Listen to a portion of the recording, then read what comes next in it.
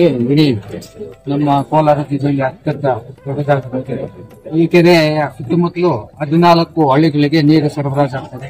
ಸುಮಾರು 2500 ಎಕರೆಗಳು ಇದು ಬೆಳೆ ಬೆಳೆದು ಜನರು ಜೀವನ ಮಾಡ್ತಾ ಇದ್ದಾರೆ. ಸುಮಾರು ಹಲವಾರು ಬೆಳೆಗಳು ಬೆಳೆದು ಇದರೊಂದಿಗೆ ರೈತರು ಆರ್ಥಿಕವಾಗಿ ಸಬಲೀಕರಣ ಆಗ್ತಾ ಇದ್ದಾರೆ. ಅದ್ರ ಜೊತೆಗೆ ಪುರಾತನ ಕಾಲದಲ್ಲಿ ನಿರ್ಮಿತವಾದಂತ ಚನ್ನಕೇಶ್ವರ ಸ್ವಾಮಿ, ಸೋಮೇಶ್ವರ ಸ್ವಾಮಿ, ವೀರಭದ್ರ ಸ್ವಾಮಿ ಎಂಬ 3 ಮಹಾನ್ ವ್ಯಕ್ತಿಗಳಾದ ನಮ್ಮ ಚೋಳ ಮಹಾರಾಜರ ಕಾಲದಲ್ಲಿ ನಿರ್ಮಿತವಾದಂತಹ ದೇವಾಲಯಗಳು.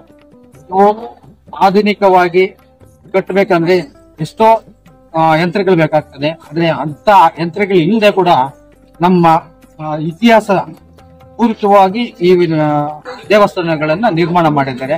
ಅದನ್ನ ನಾವು ಪೂರ್ವಿಕರು ನಡೆಸ್ಕೊಂಡು ಹೋದಂತ ಎಲ್ಲಾ ಜಾತ್ರೆಗಳಿಗೂ ಕೂಡ ಈಗಿನ ಕಾಲದಲ್ಲಿ ಕೂಡ ನಾವು ಅದೇ ರೀತಿ ಧಾರ್ಮಿಕವಾಗಿ ಈ ಒಂದು ಕಾರ್ಯಕ್ರಮಗಳನ್ನ ನಡೆಸ್ಕೊಂಡು ಹೋಗ್ತಾ ಇದ್ದೀವಿ.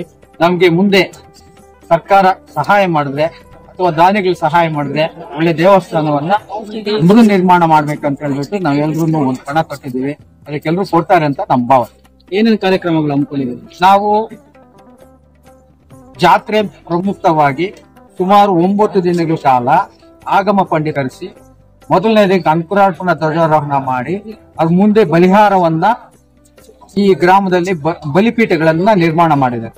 ಗ್ರಾಮ ಯಾವುದೇ ತೊಂದರೆಗಳಾಗಬಾರ್ದು, ರಾಕ್ಷಸರಿಂದ ಸಂರಕ್ಷಣೆ ಮಾಡಬೇಕೆಂಬ ಉದ್ದೇಶದಿಂದ ಹಿರಿಯರು ಈ ಒಂದು ಗ್ರಾಮದಲ್ಲಿ ಪೀಠಗಳನ್ನ ಹಾಕಿದ್ದಾರೆ. ಅವರಿಗೆ ಬಲಿಹಾರವನ್ನ ಕೊಡೋದು ಬೆಳಗ್ಗೆ, ಮಧ್ಯಾಹ್ನ, ರಾತ್ರಿ. ಆಮೇಲೆ ಉತ್ಸವಗಳು ಬರ್ತವೆ.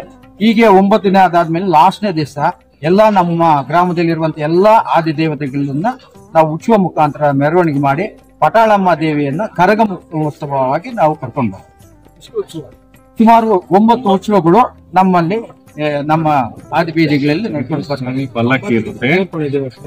ಇವಾಗ ದೇವರಿಂದ ನಾವು ಮೆರವಣಿಗೆ ಕರಗ ಇರುತ್ತೆ. ಪ್ರತಿ ವರ್ಷ ಇದೇ ತರ